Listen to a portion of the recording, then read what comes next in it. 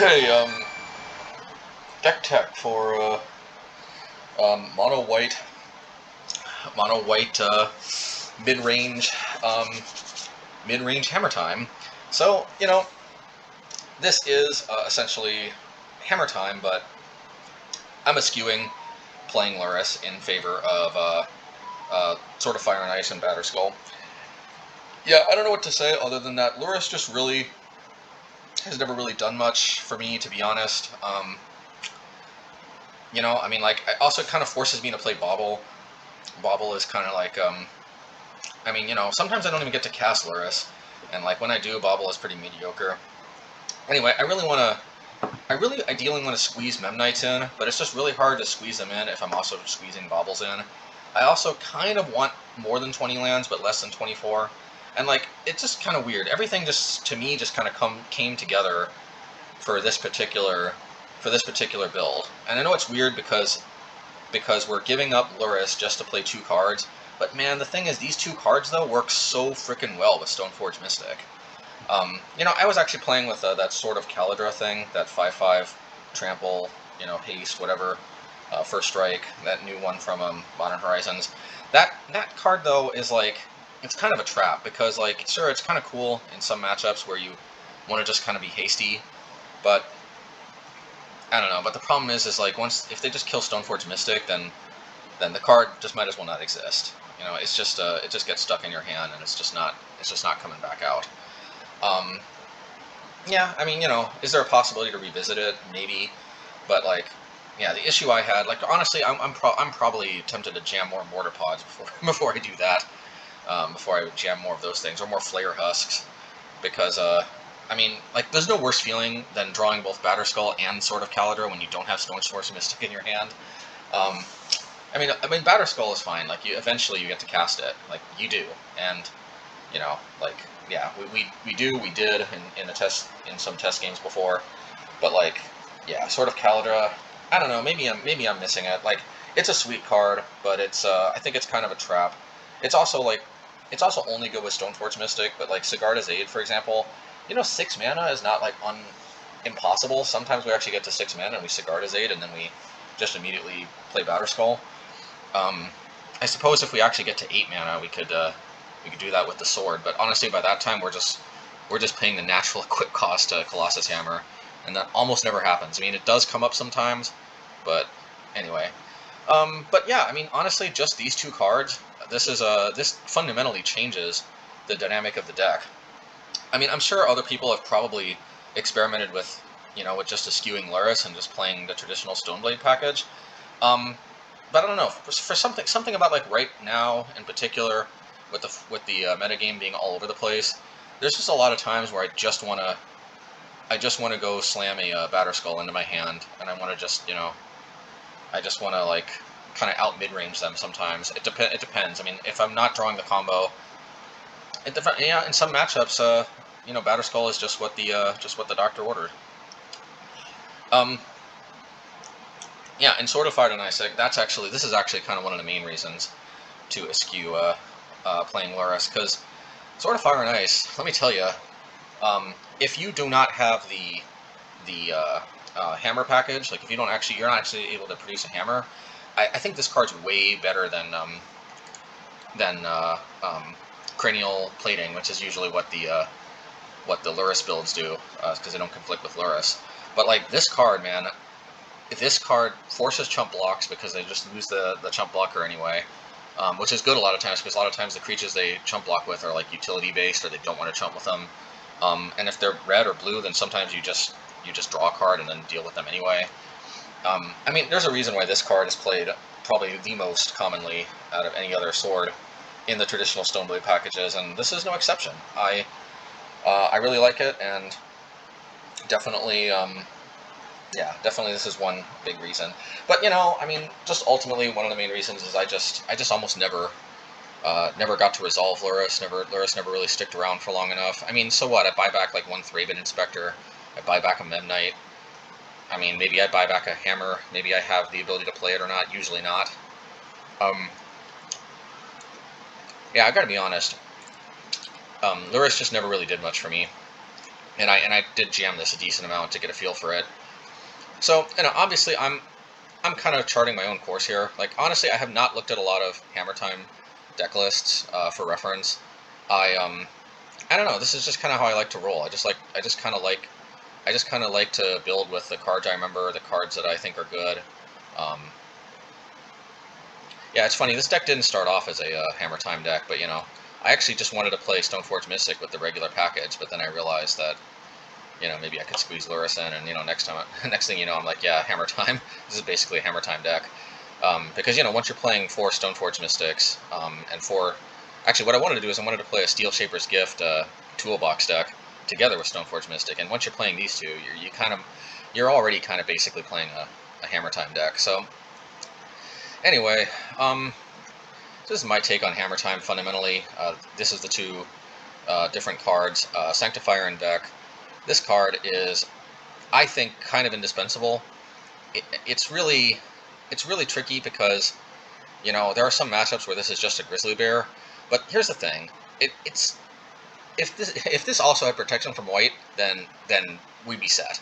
Unfortunately, you know, we can't have Magical Christmas Land every day of the year, but you know, protection from red and black are the 2 most powerful, most common played colors for removal, and you know, just with this card, there's just a very, very freaking good chance that we can stick a hammer. You know, basically what I want is I want a creature that mostly has hexproof, and my understanding, you know, hey, if there's a really good hexproof creature that I'm not aware of, let me know, but basically what I want is I want essentially a hexproof creature that I can feel pretty safe to just jam my my Colossus Hammers or my Sword of Fire and Ices, or, you know, other good equipment on, and I won't get like a tempo loss because they basically can't interact with it. And, you know, I actually tried Uriak Champion for a while before this was released, and that was actually working pretty well.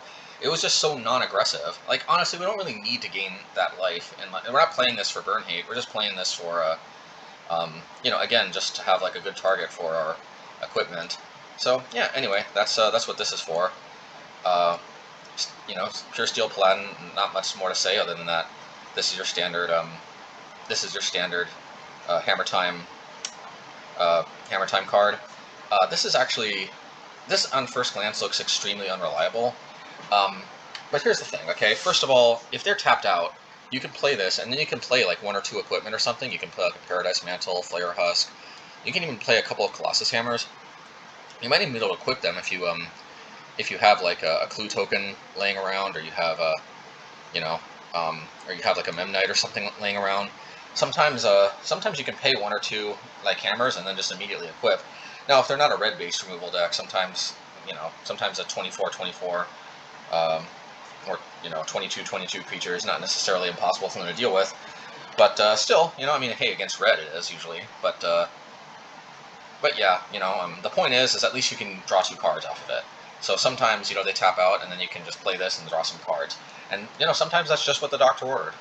But here's actually the main reason why this card is better than it looks at first glance. Okay. The Metal Craftability gives you the opportunity to equip for 0 before the opponent has an opportunity to respond. Now, of course, they can always like so if you drop this onto a board with, say, like 2 Colossus Hammers, and this happened to me a lot when I was playing Obosh Prowess against Hammer Time. So believe me, this is annoying. What happens is when this drops, if there's 3 artifacts in play, then all the equipment have equipped 0. At this point, you can equip something. Maybe it's Inkmoth Nexus, maybe it's something else. Well, actually, it can't be Inkmoth Nexus unless you activate Inkmoth Nexus, then drop Puresteel Paladin. Unless you drop Puresteel Paladin first. I mean, you activate Inkmoth Nexus first. Yeah, which you can do. But yeah, basically, you go to equip the hammer to something, and of course they can respond to whatever you're equipping to and kill it, and then it doesn't equip, but your Paladin is still alive. And what this means is they effectively need 2 removal spells, at least if they're red based, because or even if they're other color based, like unless they have like a cryptic command or something that taps down the whole team.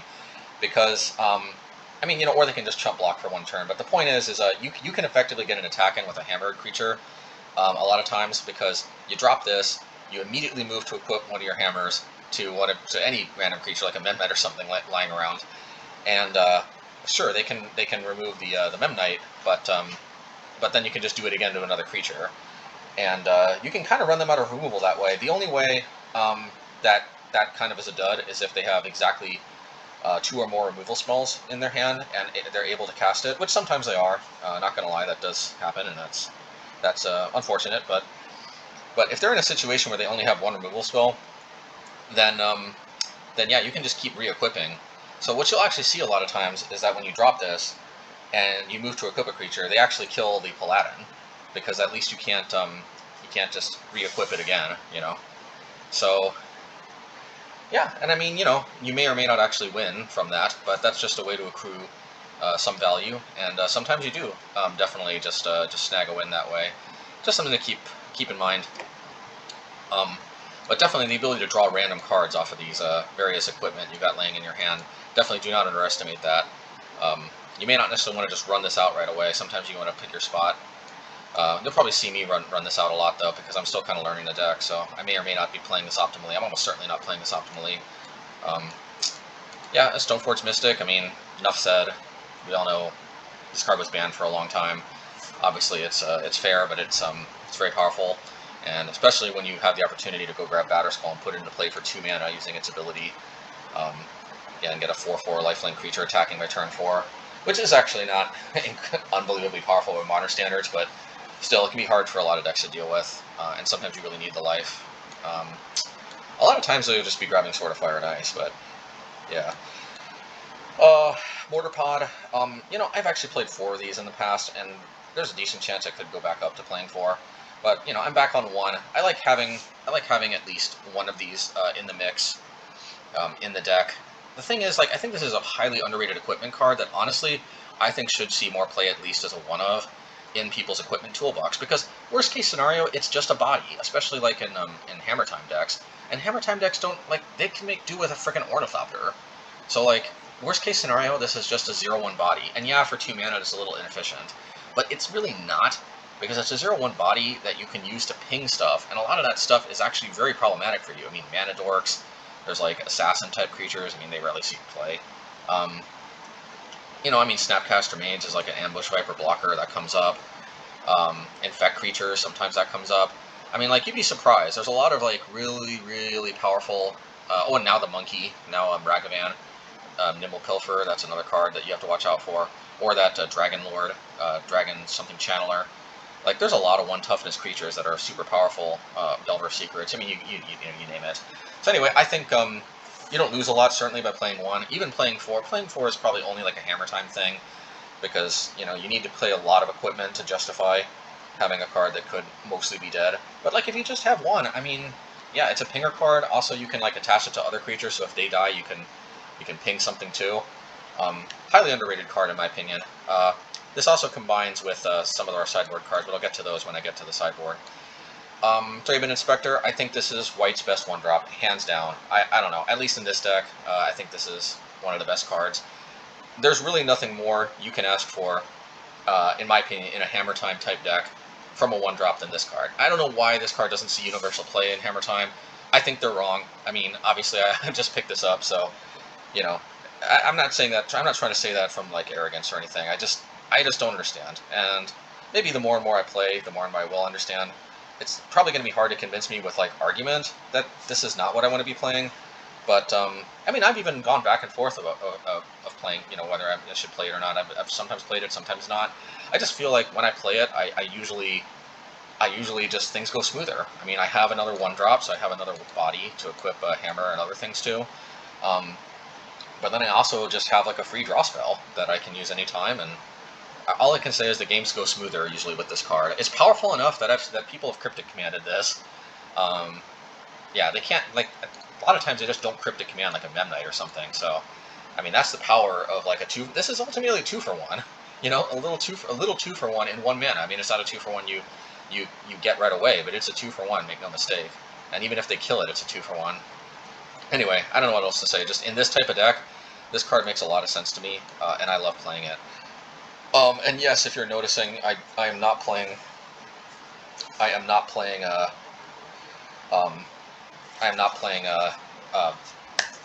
Giver of Runes. I also kind of don't understand that. Maybe I need to be playing with it for a while to understand just how busted it is. But I don't think that card to me only seems like it really comes up against decks that have a tiny little bit of removal, but barely any removal, which maybe is more the format than I'm giving it credit.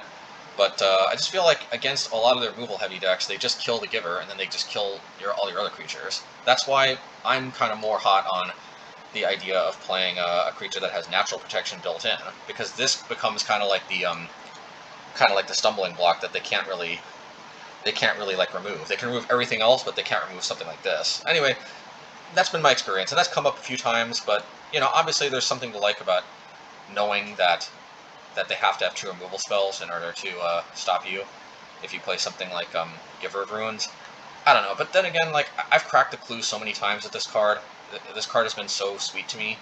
I mean, you can play both, but I mean, I don't know. For me, I really love playing this card. I probably would only think of playing Giver of Runes in addition to this, and not because of this, but I could be wrong. But definitely doesn't feel like that right now. Steelshaper's Gift, okay. Yeah, I mean, basically, Stoneforge Mystic without the body. I don't know what to say other than just that in a Hammer Time deck, you want to consistently find Hammer. Also, once you find Hammer, it's very important a lot of times that you find something to give it trample, so that, you know, they can't just chump block it infinitely. And that's basically Shadowspear, which we'll get to in a second. But also sometimes you go get a Paradise Mantle if you're really low on mana. Yeah, or you can go get a Flayer Husk if you're low on creatures and you just need like a quick body or something to attach something to. I really like that, by the way. This comes up more than you might think. I totally understand if nobody's on board with playing like dinky-looking creatures like this, but I don't know, just having like a 1/1 you can fetch at any time, and you can like, I mean, suppose like you got a Sword of Fire and Ice, and you as long as you draw a creature, you can play it and then equip, and then your opponent might be in a tough spot if they're like a red deck and they have to tap out or whatever it is. You know, you draw a Steelshaper's Gift, and if you don't have like a Flayer Husk, you may not be able to actually capitalize on that. Comes up more than you might think. I don't know, I like it.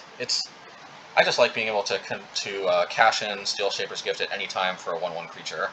I mean, in a lot of decks, probably you'll never really want to do that, but if there was ever a deck that you may want to cash something in for a 1/1 creature, it's definitely this deck. It also allows you access to Mortarpod, and this actually comes up a lot. A lot of times you'll play this on turn 1, and then you'll grab a Mortarpod. Yeah, actually, a lot of times in the blind, especially if you got multiple Steelshaper's Gift, it's actually, in my opinion, correct to go grab Mortarpod, because you'd be surprised how many times they leave with a Mana Dork or Delver or something. And as long as you have exactly 1 Mortarpod, which you do if you only play 1, it's never really that bad, because like I said, you can always there's usually something you can ping. You can also just it's also kind of like Reach, because sometimes you attack with a bunch of creatures, bring them down to like 3. You can like sack Mortarpod, attach to a creature, sack that creature, attach to another creature, sack that creature. It's actually kind of like janky pseudo Reach, believe it or not. So I don't know what else to say other than that. Yeah, Steelshaper's Gift gives you access to the same cards as Stoneforge Mystic, but sometimes like Mortarpod, like obviously Stoneforge Mystic doesn't let you play Mortarpod on turn 2. You know, anyway, it's just in a Hammer Time deck. You need to fundamentally find your hammers more consistently. But then you can also get some other interesting options too. Sigarda's Aid, you know, like enough said. This is really what makes Hammer Time tick. Without this card, Hammer Time is probably unplayable. I think people were ditching around with Hammer Time before this card, like with Core Outfitter, and I guess this card, yeah, also predated. Those decks were always terrible, in my opinion. Basically, what happened is I think when this card was spoiled, it took a little while, but like basically that's when eventually people figured out how to play Hammer Time, and yeah, then the rest is history. So yeah, Sigarda's Aid. This card's the real deal. It is also worth noting in this deck you can play end of turn Batterskull at instant speed. I don't know how often that will come up, but I think there was a few times where I forgot, actually, and I really kicked myself, because trust me, playing something at instant speed gives you all kinds of hidden advantages that are not easy to see. You almost always want to be playing at instant speed, trust me. And also, nobody expects like a sudden Batterskull at instant speed, like blocking for 5 mana. Oh, and another thing too, this actually, like, yeah, another thing too, sometimes you can like just play Batterskull and then like immediately equip it to one of your like creatures, even like instant speed while you're attacking. And sometimes like that becomes pretty hard for them to deal with. Ideally, like on your maybe beginning of combat steps, so you don't tap. But yeah, sometimes Batterskull can just kind of like, I mean, Batterskull basically coming down and equipping instantly can also be really, really powerful. Let me tell you. So yeah, Steel, and you know, oh, also another thing too. This when you're playing Sword of Fire and Ice, something else comes up that almost never happens when you're playing Sword of Fire and Ice without Sigarda, or if you're playing a more traditional Hammer Time list that eschews this for Luris. But if you play this turn 1, any creature on turn 2, or you know, any combination of creature, or just any 2-drop, like let's say you play this turn 1. Well, maybe not turn 1 because, well, I mean, this would be Christmas Land because obviously you need to have this naturally in your hand, and it's a 1-of, that's not going to happen very often, but say you play this turn 1, then you play this turn 2, and then turn 3, like, you just attack, mind your own business, boom, instant speed, Sword of Fire and Ice, ouch. But, you know, actually what more often, you know, happen is you play this on, like, turn 1 or 2, you play some Memnite, Thraben Inspector, I don't know, whatever, and then you also play Steelshaper's Gift. The problem is then they see it coming, you know, so it's always better when it's in your hand naturally.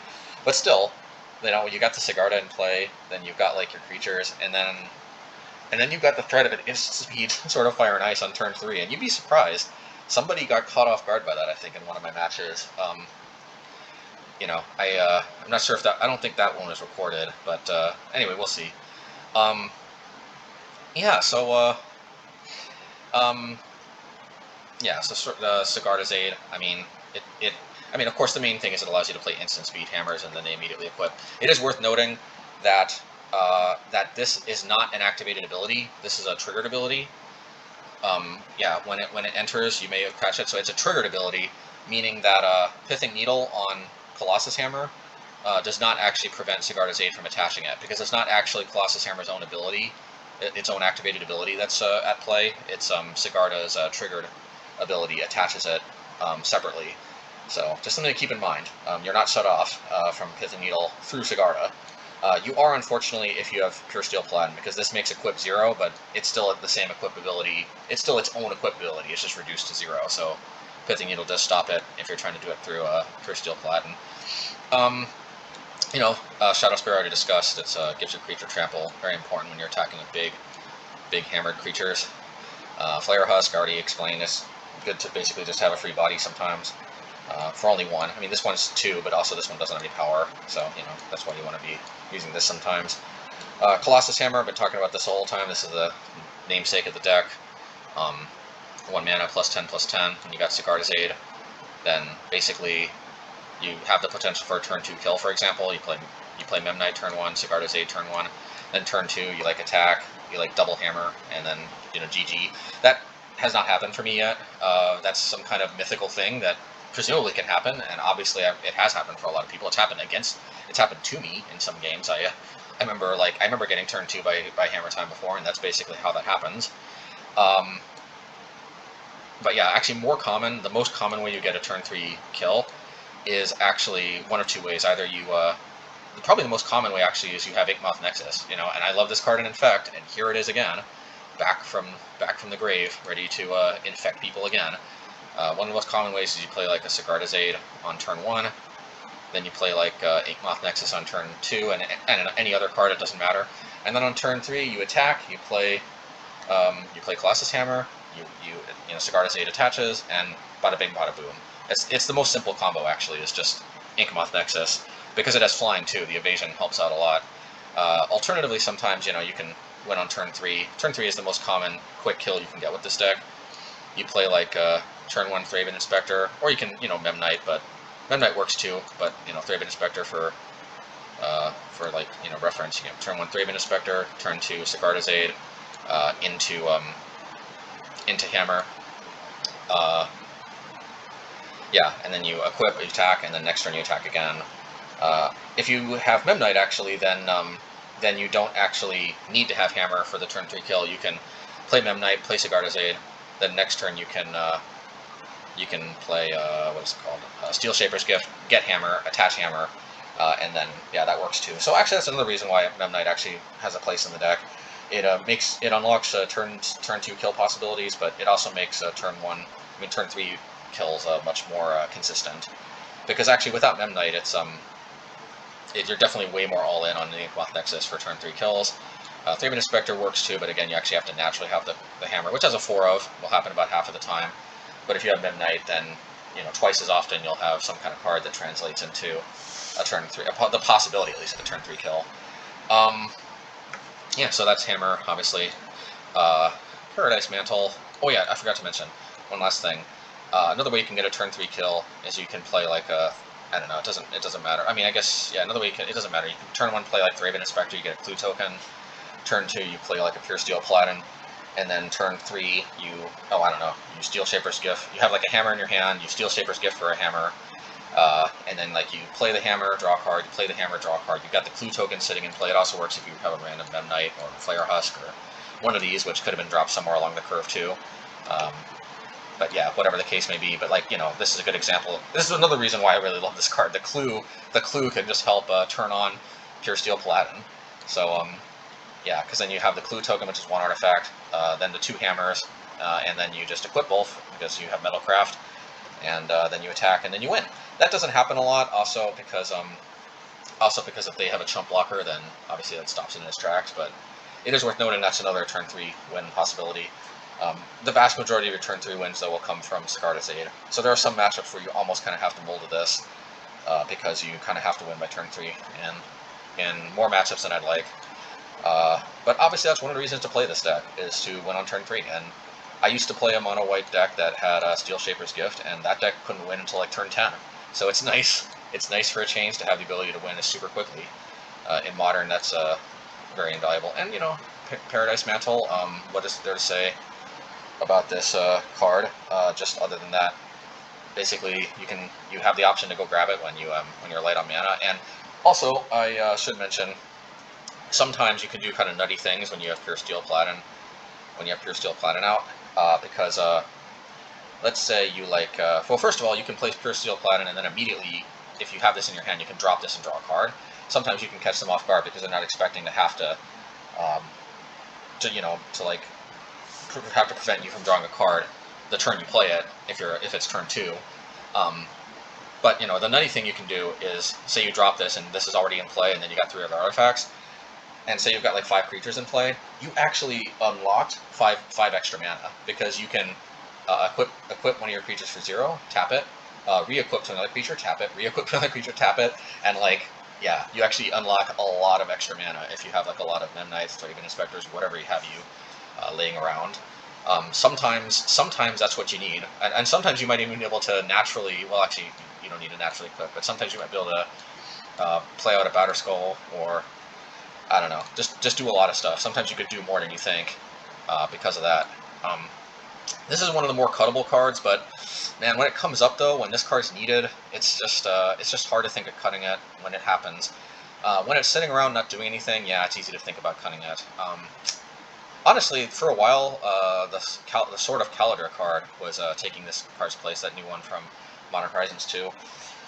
Yeah, so it is theoretically possible you can cut it, but it's funny, this card's better when you're light on mana, and that sword card is better when you're truly flooded on mana. So anyway, I like it for now. It is possible that the sword is better, but I think I slightly prefer this for now, at least. It also just wasn't clear every single time when I fetched the sword. It just really wasn't clear to me that was better than Batterskull. I don't know what else to say.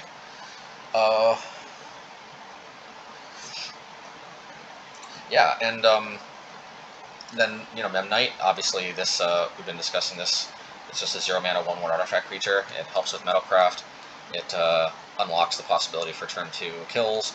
Makes turn 3 kills more consistent because you can Sigarda's Aid, Steelshaper's Gift, Hammer. Yeah, and also just being free. Sometimes you can it's just a little bit more aggressive. I mean, it's a 1/1, so it's not exactly hitting for tons of damage, but still, sometimes you can kind of dump a bunch of these and you can get a lot of quick damage against a control deck, and every once in a while you can kind of squeeze through a victory that way. Control is really tough though, I gotta be honest, because you end up with a lot of extra Sigarda's Aids in your hand that aren't doing anything, and a lot of times there's one in play that also isn't, because they can just counter your Colossus Hammers, or they've got a lot of unconditional removal that isn't burn based. You know, and sometimes if it's not black or red, then that's really an issue. But anyway, you know, it's just a little extra aggressive. This card I actually wasn't sold on in the beginning, but the more and more I play with it, the more and more I think it probably is a critical component of the deck. I just really didn't know how else to make room for Mishra's Bauble, so I kind of had Mishra's Bauble in this spot for a while, but hey, you know that I'm not playing Loris, there's no reason to play Mishra's Bauble, so yeah, I like it. And that takes us to the lands, 14 planes. For Inkmoth Nexus, I already discussed these. This basically you're playing this for the turn 3 kill that I went over earlier. And then Castle Ardenvale.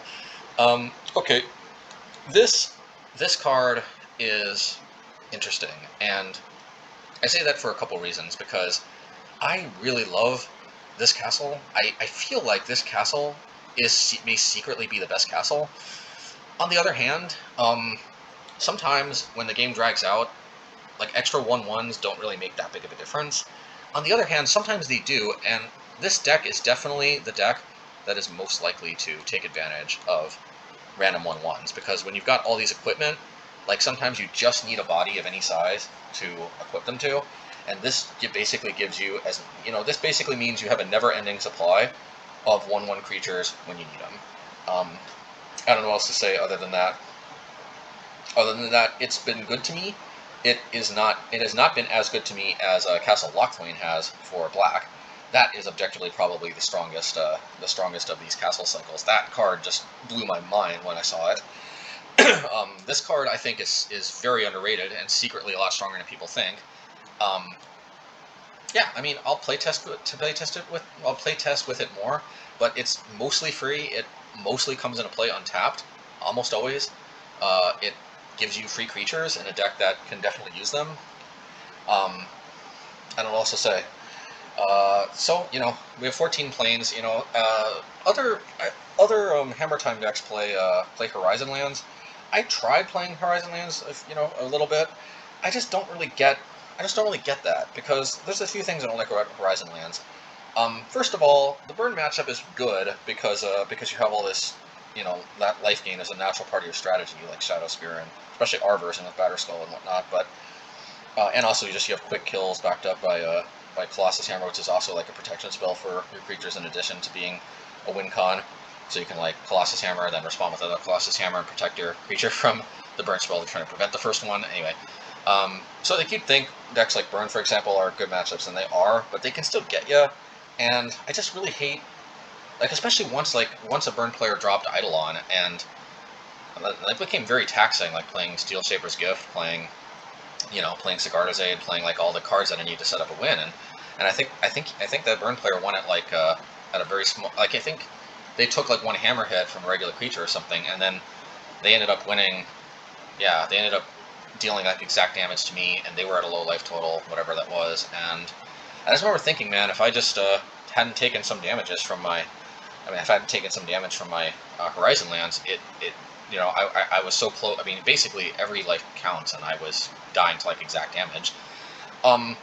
There's another thing about Horizon lands too. I mean, this deck is super mana hungry. I mean, like, look, I'm curving up to, and I guess, you know, the Loris version is a little different, but even when I was playing Loris, I mean, like, Loris is kind of mana hungry too. Like, a lot of times you could buy back a Mishra's Bauble if that's what you're on, but a lot of times what you really want to be doing is playing like Loris, getting back Stoneforge Mystic, or Puresteel Paladin is actually the best one if you can. Play Loris, bring back Puresteel Paladin, or Sanctifier en-Vec if you're against a red-black deck.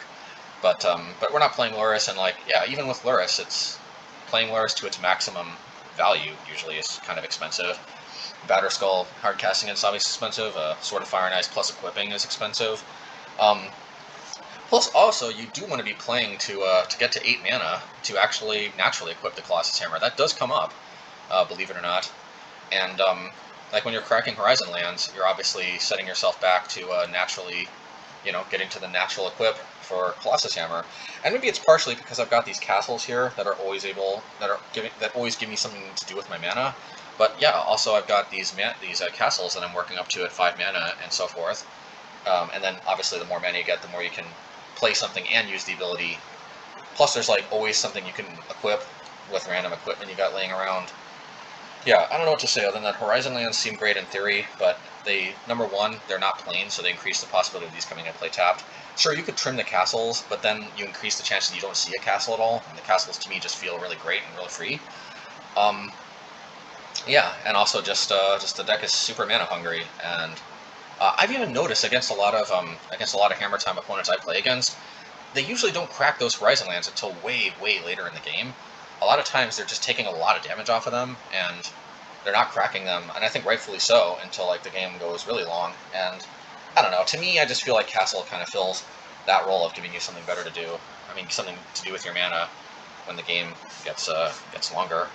And yeah, I don't know what else to say other than yeah, so that's the main deck. Sideboard, we got Path to Exile. I was messing around with Solitude for a while, and honestly, I love Solitude, conceptually. Okay, hot take here. If your deck has a ton of white spells, like if you really are chock full of white spells, I think Solitude is better than Path to Exile, because both are 2-for-1s, but Solitude is a 2-for-1 without your opponent getting extra land, and for free. And you can use it on, on mana dorks, and you can use it to gain extra life in a pinch against like a burn deck that's trying to kill you or something like that, by Source of Plowsharing your own creatures with the effect. Plus, you also have a 5/3 end of turn lifelink. You got a 5/3 for 5 with an attached Source of Plowshares for card advantage later in the game if you go there. So there's actually a lot to like about Solitude, and I was really high on the card, and I actually bought them. But I've actually sold them back, and I don't know, maybe that's a mistake, but I'm actually suddenly not as hot about them anymore. And the fundamental reason, more than anything else, is fundamentally that I just a lot of times don't have a white card to pitch, and I reason like, okay, I've got 12, 20, 24 white cards, but there's just so many times that like these white cards are so critical. I mean, one of the only things I really felt good about pitching was like an extra Sigarda's 8 after I already had one in play, but that doesn't always come up.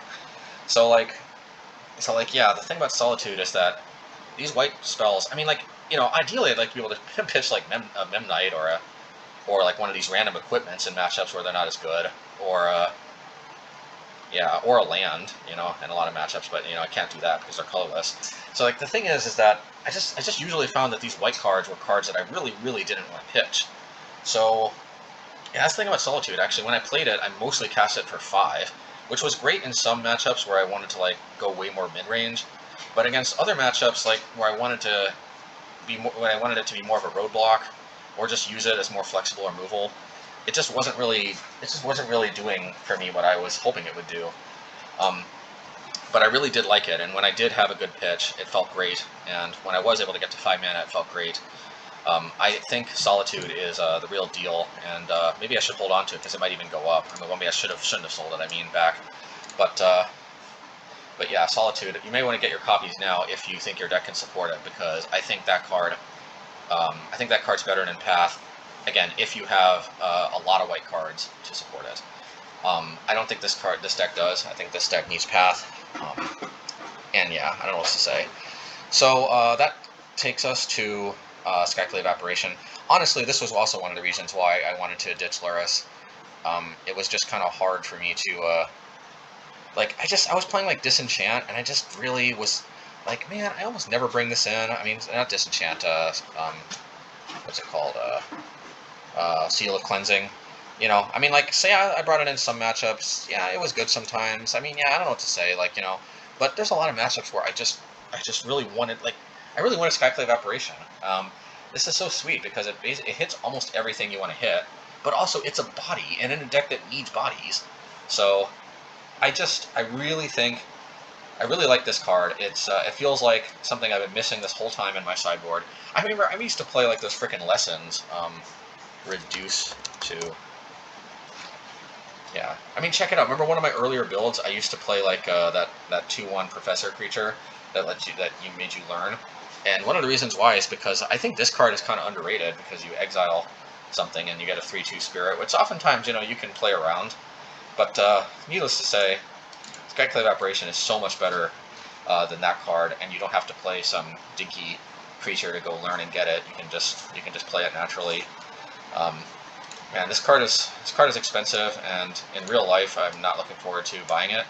But anyway, it is what it is. So yeah, you know, Relic of Progenitus. I think there's literally nothing more for me to say about this. And that takes us to Basilisk Collar and Viridian Longbow. I mean, these cards, I'll discuss them together because, you know, Basilisk Collar basically is 1 mana and equip 2, and the creature you equip has Death Touch and Lifelink, and that really is nice because in some matchups you need the extra way to gain life, but also sometimes you need to equip your Mortarpod and you need to give it Death Touch so that it'll kill whatever you target, effectively making it like another removal spell. And something else you can do is once you have Puresteel Paladin and your equips are 0, then basically you can sacrifice as many creatures you have on the board to kill as many creatures as you want to kill on your opponent's board. So basically you can trade like 3 Memnites for 3 Tarmogoyfs or whatever have you. Now obviously that's Magical Christmas Land, but that has happened before for me. You know, I used to play this in the main, but like I feel like at a certain point you do sort of have too many do nothing equipments, and you've just got too many laying around, and you have too many dead cards, you know. This deck kind of has possibly 4 dead cards in the hammers, 5 with the sword, 6 plus the you know, plus the I mean, sorry, 4, yeah, 5, and then 6 with the Paradise Mantle. You know, sorry, 7 actually with the Shadowspear. But it also has 3 cards that are not necessarily dead because they come with creatures attached. So, anyway, yeah, there is a certain point where I feel like you have too many cards that don't do anything. So, you know, something had to make the cut, and I think we can justify playing Basilisk Collar in the sideboard instead. But it is very sweet. It's definitely good against matchups where like your creatures are less likely to get targeted a lot. Like against Amulet Titan, for example, I like it because sometimes it both helps you block if it comes to that, you know, and with Death Touch, or also you can just if you got like a creature with Mortarpod and Basilisk Collar equipped, including the Germ Token from Mortarpod itself, then sometimes you can deter them from playing a Primeval Titan. Well, until I guess they can go get they can do the, what do you call it, a Talaria West loop, but you know, it can at least prevent 1 cycle, and then you possibly can do it again, and you know, you can get them in a situation where they start getting a little concerned about running out of Primeval Titans. I have done that before. I think they ultimately broke it with like multiple Dryads and then multiple Valakuts, and then they started going nuts with the Valakuts, and I think the Valakuts ended up killing me. But like, I do think I put them in a position where they could not rely on just Titan, because I think I would have kept trading 1 Titan for their Titan, and they didn't. I obviously needless to say they didn't have Amulet of Vigor. Although I don't think it would have made a difference because they can't exactly give their creature haste if I target it before they attack. But anyway, I mean, I kill it before they attack. But yeah, anyway, so that's Basilisk Collar. Just a sweet little card that can combo with Mortarpod, and just, you know, also just gain life, and you know, I like to have it. It's for me, it's a fun card that I really like, and in that regard, Viridian Longbow works very similarly to Mortarpod, except this is really for like kind of more like elves and like a lot of decks with truly a lot of 1/1s. It's not necessarily that great, because Mortarpod is much better both at killing just random few 1/1s if the deck has like some 1/1s in them, but it's not chock full of them. It's also better if the opponent has big creatures, and you know, you can just use them with Basilisk Collar on them. I mean, you can just, yeah. Mortarpod is better against decks with both like a medium amount of 1/1s and decks with very few. But Viridian Longbow is better against decks with a truly staggering amount of 1/1s, because then this card can just pick stuff off 1 by 1. And one of the main reasons to play it is actually just you only basically ever end up bringing it against decks with a staggering amount of 1/1s, which usually means they're not playing a ton of removal, which also means which means a lot of times you can go nuts with Puresteel Paladin. So it's actually, believe it or not, Viridian Longbow has been better for me than you might think, because like against Elf decks, for example, sometimes you can play Puresteel Paladin, Steelshaper's Gift for the Viridian Longbow, play it, and then you usually have 3 other artifacts laying around, so then you have equip 0, and then you can just go nuts, because then you can tap, kill one of their like mana dorks, equip to your other creature for free, tap, kill, you know, do like 1 damage to like an Elvish Archdruid, equip to another creature, tap, finish it off, you know, equip it to another one, tap their, kill their 1/1 mana dork, and then just like keep going for as many creatures as you have, and sometimes you can like almost clear their whole board, or clear like a huge chunk of it, and then unlike with Mortarpod, your board's still alive, so then next turn you can do it again, kind of like a sort of that Aether Grid card that Affinity used to play, and Affinity's rearing its ugly head again, so you cannot speak its name. But anyway, yeah, that's the last card to mention. I think it's just Manriki Gusari, and I haven't really seen this come up much, because this is mostly like a Hammer Time Mirror Breaker type card, or like a Stoneblade Mirror Break, you know, Stoneblade type card. I mean, we're kind of a, actually, you know what we are? We're Hammerblade. You know what? Yeah, I never thought of this. I'm gonna call myself Mono White Hammerblade. Yeah, we're Mono White Hammerblade. Because we're actually both a Hammer Time deck and a Stoneblade deck. So we're Mono Blade. We're Mono White Hammerblade. Yeah. Anyway, because like, yeah, I mean, basically any deck with a Stoneforge Mystic that tries to play like for a mid-range type angle is like a Stoneblade type deck. I mean, we're not a true Stoneblade deck, because usually we'd have like Path to Exiles in the main, Skyclave Apparition in the main. We could definitely reconfigure the deck. I mean, one thing I thought about doing is maybe just replacing the Sanctifiers en-Vec with Skyclave Apparition in the main. Then we're definitely more kind of a Stonebladey, but then we're also more vulnerable with the Hammer combo. And I kind of feel like in Game 1 I just want to kind of go for it more. Yeah. Anyway, Manriki Gusari. It just feels way too powerful not to have access to, even if you don't bring it in. Even there's going to be a lot of leagues where it never even comes in. When it does come in, it's obviously just like a mirror breaker. So anyway, one last thing I want to mention is that I have played previous versions that have played Core Outfitter.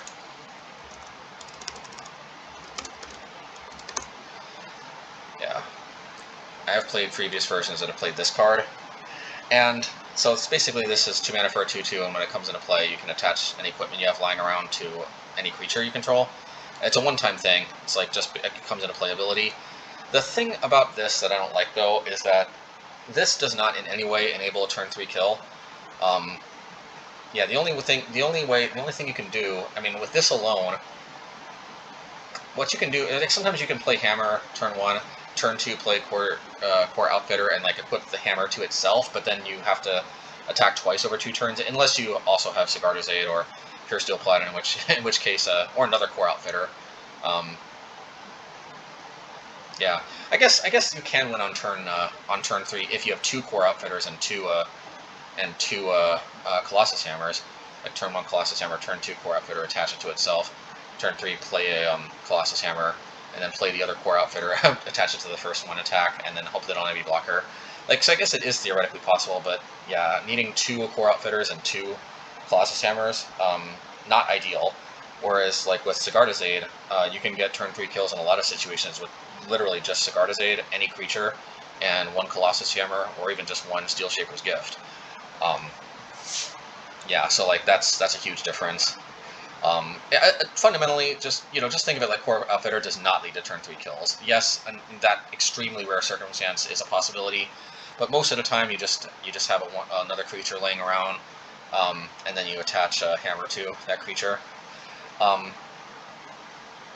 Yeah, I think the other thing about this card that, like, I played it for a while, but I never really liked it that much. I mean, it was okay, but like, I think conceptually one of the problems with this card is that in order for this to work, your equipment needs to already be in play, which you might think, well, that's not a problem, because, I mean, isn't it also true for Puresteel Paladin? But Puresteel Paladin kind of incentivizes you to hold them in your hand, because then you can draw a card off of them once you play it.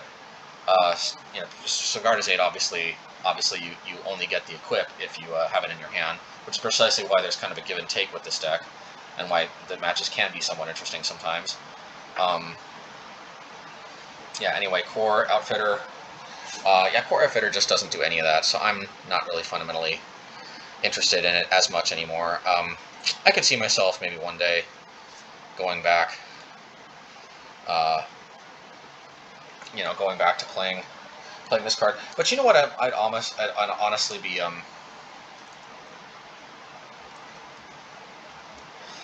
I'd honestly be more interested in playing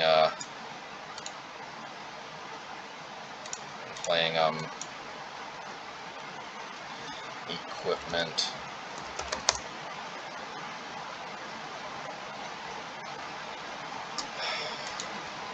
Sarah.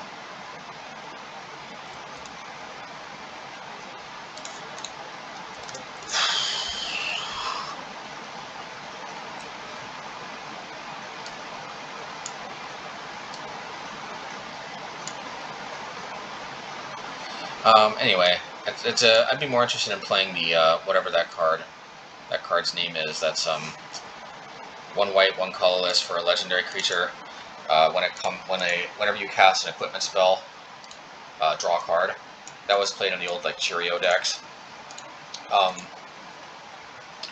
Yeah, I think I'd be more interested, honestly, in playing that. Just to milk more value out of the equipments. But I don't see myself doing that. I think there's a reason why. This is a case where I kind of independently discovered myself. I mean, I shouldn't say that. I knew that most Hammer Time decks weren't playing Core Outfitter.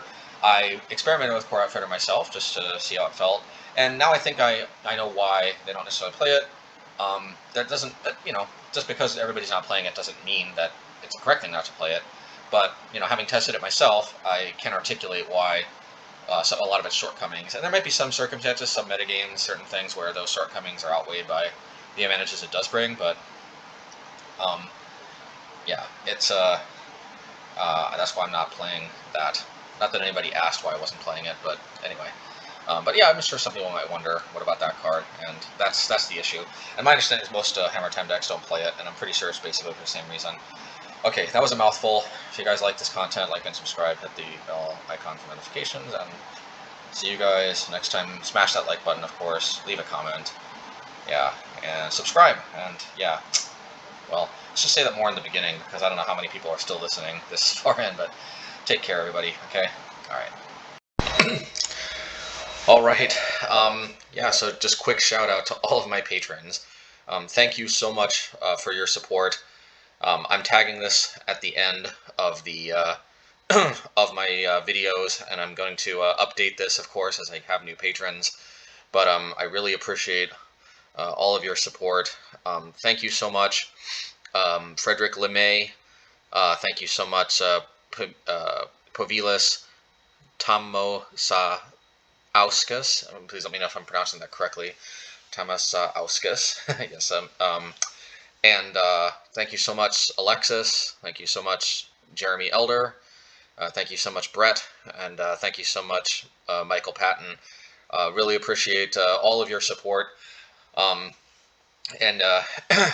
Yeah, and I do plan to get a new mic, but I do have a lot of content already recorded, so there's probably going to be there's going to be some amount of new content definitely before we start hearing anything, but I'll definitely make an announcement when I get the mic. And yeah, just thank you so much for all of your support, and we will take this channel hopefully to to better places, and definitely can't keep improving as much, and putting out as much content and all of that without this support. It really means a lot to me, and yeah. And thanks everybody else for liking, subscribing, commenting, sharing. Anything you do to support, even if it's not monetary, is appreciated a lot. But definitely thank you for the patrons as well. And yeah. So with that, let's get to get to the rest. All right, take care. Okay, so 2 more patrons signed up since I recorded that last addendum video that I was going to attach to the end of my deck tech video. So rather than just make a whole new video, I'm going to shout them out now. Thank you, Tyler Smith, and thank you, Jonas Sandagger. Very much appreciated. Yeah, so with that out of the way, let's get to the gameplay vids, which should be coming up, this week. So enjoy, everybody, and thank you again to all my patrons. Okay, and one more patron since the last video. Thank you so much, SWDJP. Again, thank you all to all of my patrons. So since this is going to be the first, shout out video, I definitely tried to make sure all of my patrons got in this one. But I have to say, actually, I'm very, very I'm very, very so thankful that I continue to get more to get more patrons. But I think going forward, I may only be able to include patrons that have signed up, before Saturday, maybe before whatever time I start to put these videos together, usually on a Saturday. Yeah, because I think I'll usually put them together on Saturday, and usually the deck tech with the shoutouts will go up Sunday, and but of course, this is the first one, so this is the I think this is the last shout out I'm going to be able to make, because it's already 6:40 p.m. here. So if anybody else signs up after now, please forgive me, but I'm going to I think I'm going to have to add you to the shout out for next week. But I definitely so appreciate all of your support. The only reason why I think if anybody signs up after this video is recorded at about 6:40 p.m. Eastern U.S. time is that like I keep having to delete my old video, re-add this video in here, and re-upload the content on YouTube to go up.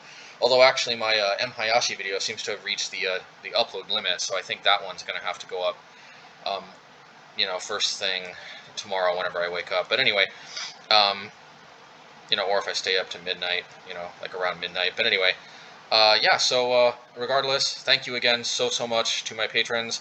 And definitely, you can't thank you all enough. So, take care. And now the content will, and I guess the rest of the videos this week will follow. Take care.